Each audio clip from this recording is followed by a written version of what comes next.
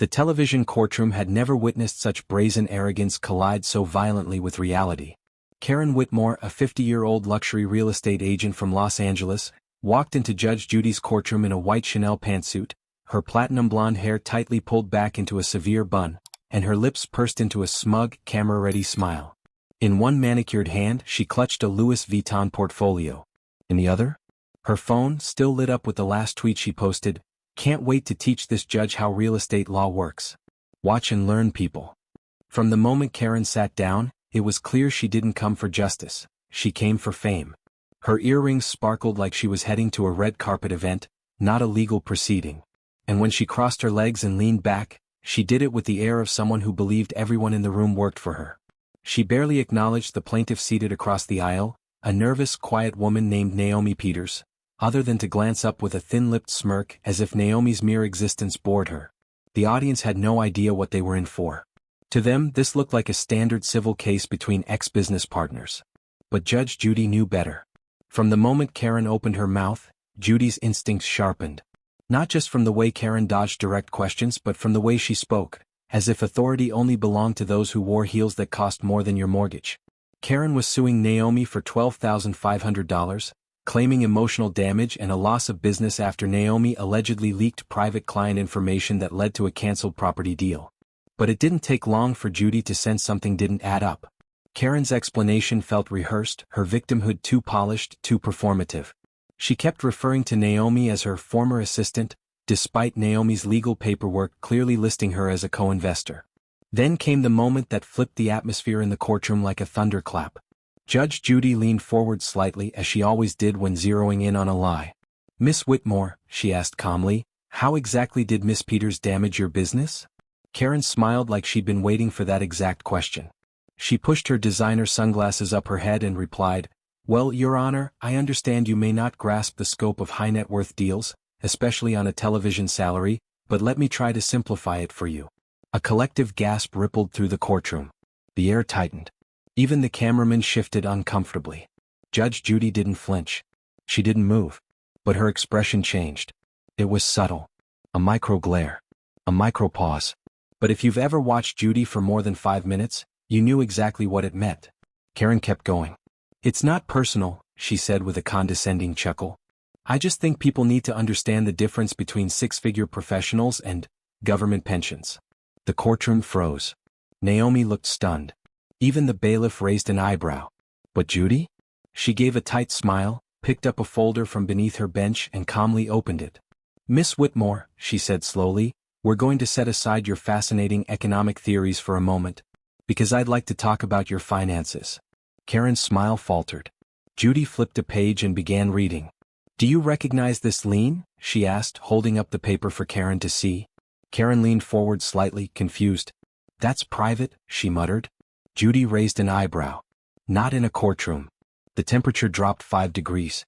"This is a notice from the IRS filed 3 months ago," Judy continued. "It lists over $312,000 in unpaid back taxes tied to Whitmore and Company, your real estate firm." Karen's smile disappeared completely. "And here," Judy flipped another page, "is a lawsuit from Dillard Interiors for failure to pay $97,000 in design and staging fees. Shall I continue?" Karen stammered, her voice suddenly brittle. "That's all being handled. My accountants are clearly very busy," Judy snapped, her tone sharpening like a scalpel. "Busy cleaning up a financial disaster that you attempted to cover with a designer suit and a borrowed smile." The audience gasped. Karen opened her mouth again but no sound came out. Judy leaned back slightly. "So tell me, Miss Whitmore, how does it feel to mock someone else's income while being buried under nearly $500,000 in debt?" Karen blinked. Silence. And in that silence, the viewers at home would replay this moment again and again. A woman who thought power came from appearance and status, brought to her knees not by shouting, but by receipts. And Judge Judy had only just begun. Karen opened her mouth again, scrambling for control. "That information is outdated," she said, her voice suddenly unsteady. "You can't base judgments on temporary financial hiccups. Everyone has business fluctuations." Judge Judy cocked her head, her eyes narrowing like a hawk circling prey. "Is that what you call 3 liens, 2 pending lawsuits and a frozen business account? A fluctuation?" Karen's throat visibly tensed. She tried to smirk but only managed to twitch. Your Honor, I don't think my personal finances are relevant to this case. Miss Whitmore, Judy said, her voice clipped and clinical, you made them relevant the moment you stood in this courtroom and decided to lecture me about salaries and social class. You brought wealth into this courtroom like it was a weapon. All I'm doing is checking if it's loaded. Gasps rippled through the courtroom. Naomi looked stunned but vindicated. Karen finally blinked and looked away. Her eyes darted toward the camera, like maybe there was a way out of this. But there wasn't.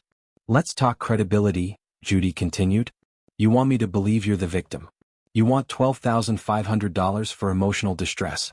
But you've given me no contracts, no proof of business loss, no client names, just assumptions and ego.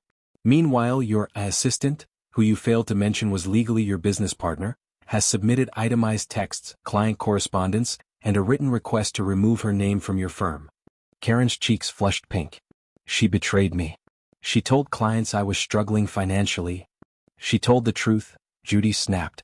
Which, ironically, is the very thing you cannot afford. Karen looked like she'd swallowed glass. Her voice cracked.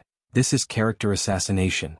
No, Miss Whitmore, Judy replied, lowering her tone to a near whisper that sliced deeper than any shout. This is character exposure. The courtroom stayed silent. The kind of silence where no one dares move, not even the cameras. That moment was no longer about a handbag or a lost deal. It was about humiliation earned, arrogance unmasked, and a woman who had spent her life building a persona only to watch it crumble under the weight of her own lies. And Judy had only peeled back the first layer. Karen sat frozen, her lips slightly parted as if still hoping to come up with a line that could restore her crumbling authority. But there was no script that could rescue her now. Judge Judy had already turned the tide of the room, and the internet was going to feel the ripple effect before the episode even finished airing. Let's be clear, Judy said sharply. You came into this courtroom to shame someone. Not to seek justice, not to protect your reputation, but to perform. And you chose the wrong stage. Karen swallowed hard. She tried to uncross and recross her legs, but the fluid ease of her body language had vanished. The woman who entered this courtroom with $600 sunglasses and a $9,000 bag now looked like a child caught with a stolen report card. I've reviewed your lawsuit, your statements, your documentation, or should I say the lack thereof, Judy continued. You claim you lost business due to Miss Peters' betrayal. But what I see is a desperate attempt to use the court as a platform to rebuild an image that's already collapsed under the weight of your own lies. Karen finally found her voice. With all due respect. There is no respect left to give, Judy snapped. Not after the IRS liens. Not after the lawsuits. Not after the slander campaign you unleashed against your former partner. Naomi shifted in her seat. She hadn't spoken since the start of the hearing. But now Judy turned to her with a surprising softness. Miss Peters, she said, could you tell the court what really happened during the week of the supposed client betrayal? Naomi cleared her throat, her voice quiet but steady. Karen was behind on payments for staging, photography, even her own team's salaries. Clients started asking questions when deals began falling through. I never said anything about her finances. But I also refused to lie when one of our biggest buyers asked if I could confirm closing timelines. I said I couldn't. That's all. Did you leak any private information? Judy asked. No, ma'am, Naomi replied. Did you sign any confidentiality agreement barring you from discussing company operations? No. We were still equal partners at the time. Judy nodded. Thank you. Then she turned back to Karen, who was now visibly perspiring. So far we've established that you filed a claim against someone who did nothing but refuse to lie for you. You attempted to destroy her professional credibility because she didn't protect a facade you were already losing control of. Do you deny that? Karen stammered. She knew it would hurt my business. That's betrayal. Judy leaned forward, her voice lower and colder than before. Betrayal is stealing trust. Lying. Manipulating the people around you to hold up a house of cards while you dance in front of cameras pretending you built a skyscraper. That's betrayal. Karen's jaw trembled. The tension in the room was unbearable. Even the audience, often eager to clap or react, sat locked in place, watching the unraveling of a persona in real time. And Miss Whitmore, Judy continued, I find it interesting that a woman who claims emotional distress from public humiliation is the same woman who walked into my courtroom and mocked a judge's salary. You invited this fire. Now you're surprised you got burned. Karen said nothing. She couldn't. Every part of her identity, Her curated wealth, her legal threats, her designer shields, had been stripped away. Judge Judy took a slow breath, then addressed the courtroom. This, ladies and gentlemen, is what happens when we allow ego to replace ethics. Miss Peters did not sabotage anyone. She simply refused to protect a lie. And for that, she was dragged into a public trial by someone who mistook intimidation for power. She turned to the bailiff. "Mark this down. I'm dismissing Miss Whitmore's claim in full." Karen let out a sound that was almost a whisper, almost a sob. But Judy wasn't done. "Furthermore," she said, "based on the fabricated damages and the intentional use of this court to harass and humiliate another person for personal image repair, I am awarding Miss Peters $12,500 in counter damages for reputational harm and emotional distress."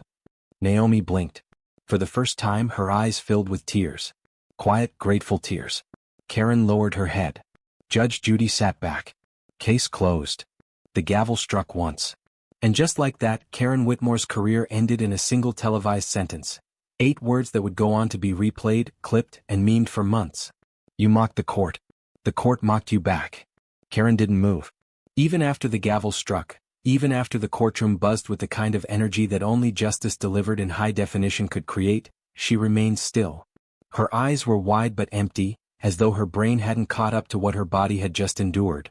The woman who once walked into this courtroom with a smug, calculated smirk now sat in stunned silence, trembling fingers still resting on a luxury briefcase that had become more of a prop than a possession. Judge Judy began reviewing her next case file, but Karen remained, paralyzed by what had just unfolded, on camera, under the lights, and in front of millions. The bailiff gave her a gentle nudge, whispering, "Ma'am, the case is over." It took a few seconds for Karen to respond. She stood, adjusted the sleeves of her blazer with robotic precision, and walked out of the courtroom, one foot in front of the other, like a disgraced actress exiting a stage she had been booed off of. But the damage wasn't over. It had only just begun. By the time Karen reached the parking lot, clips of her insult, "I just think people need to understand the difference between 6-figure professionals and government pensions," had already hit social media. The internet didn't wait. Within hours, the video hit Twitter, TikTok, Instagram, and YouTube under hashtags like #JudgeJudyDestroysKaren, #EntitlementExposed, and #DeadIsNotPower. Karen had always fancied herself a media-savvy woman. She hired PR coaches, posted filtered images of her boss life, sipping mimosas beside infinity pools, and created quote graphics about discipline, dominance, and how only the weak blame others. But in less than 12 hours, the quote being shared under her name was different. "You mocked the court. The court mocked you back." And it wasn't over.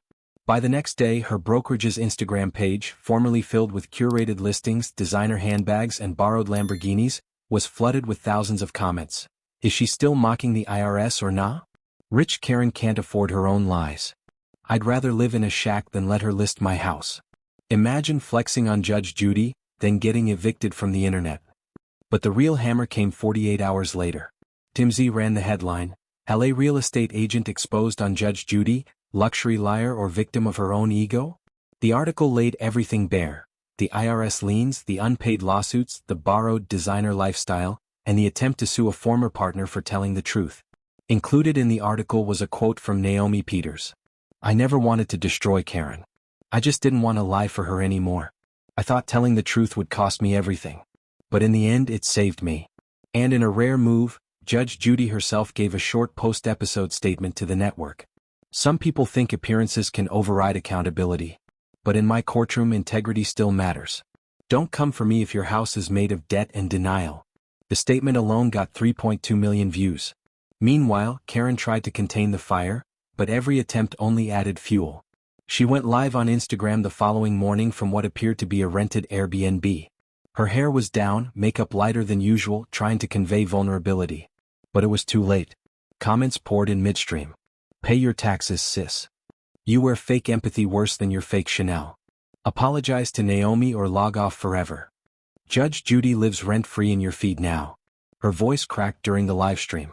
"People don't understand what it's like to have your entire reputation destroyed over one sentence. I was emotional. I made a mistake. I shouldn't have said that about the judge. But this witch hunt needs to stop. Everyone's acting like I'm the first person to ever have debt. But no one was buying it. Because it wasn't just the debt. It wasn't just the arrogance. It was the moment, captured in high definition, where Karen turned to a war-hardened judge, a woman who had climbed through decades of courtrooms, corruption, and injustice, and dared to mock her income in front of a national audience. The collapse wasn't just financial. It was psychological.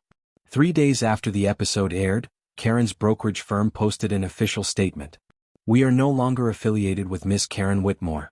Her views and courtroom conduct do not represent our values." By the end of the week, Karen had lost 4 listings. 2 of her luxury clients terminated contracts. A vendor she owed $24,000 to finally filed a civil suit. And somewhere in the chaos, a clip surfaced from 6 months prior, Karen at a real estate seminar bragging, "The thing about lawsuits is they scare the people who don't know how to weaponize them." It was over. But something strange happened next, something even Karen couldn't have predicted. A viral Reddit thread popped up titled, "Watching Karen Get Humbled on Judge Judy was the therapy I didn't know I needed." Thousands of comments poured in. Not about Karen herself, but about what she represented. The boss who mocked employees and went bankrupt. The ex who flaunted wealth to hide his addiction. The woman at the HOA who fined neighbors for cracked driveways while her mortgage was 3 months late. The influencers who talk down to the world and get exposed by one leak. Karen became more than a person. She became a symbol of fraudulent power, the illusion of control built on fear, flash, and bullying. And at the center of it all stood one woman. A judge in her 70s. Hair-pinned. Robe-pressed. Unshaken. The woman who didn't raise her voice. The woman who didn't insult back. The woman who simply held up the mirror and asked, "Is that wealth? Or just a costume you can no longer afford?" Karen would never be the same. But neither would the viewers. Because in those 47 minutes of courtroom television, they didn't just watch a lawsuit. They watched a reckoning. Weeks passed. The dust settled. Karen Whitmore disappeared from headlines, but her courtroom collapse lived on in the corners of the internet where justice still matters. Clips of her smirk before the fall became reaction gifs. Her mocking comment about TV salaries turned into a cautionary meme. But it was Judge Judy's quiet, devastating words that remained tattooed on the minds of millions. "You mocked the court. The court mocked you back." Naomi Peters meanwhile rebuilt. Her new firm, launched just 2 months after the case aired, doubled its client base within weeks. Interviews called her the woman who chose truth over fear. And when asked what she'd learned, she answered with grace. "You don't need to fight fire with fire. Sometimes all it takes is standing still while the truth walks in beside you." And Judge Judy? She didn't gloat. She didn't celebrate. She moved on to the next case. But the message had already echoed across courtrooms, conference rooms, and living rooms across the country. Real wealth doesn't scream. It doesn't humiliate. It doesn't hide behind handbags and hashtags. It stands tall. It speaks truth. And it never forgets the weight of dignity. If you watched this and felt something deep inside you shift, something about lies, masks, and quiet power, then comment below with the word, dignity. Because that's what this courtroom reminded us all. You can buy clout, you can fake status, but dignity? That's earned. Like, subscribe. And never forget, karma doesn't need volume. Just timing. In the weeks that followed the viral takedown, something unexpected happened. Not to Karen but to the people watching. Messages began pouring into forums and comment sections, not just about justice or laughter but about recognition. About how many people had seen themselves in Naomi. Or worse, seen someone they knew in Karen.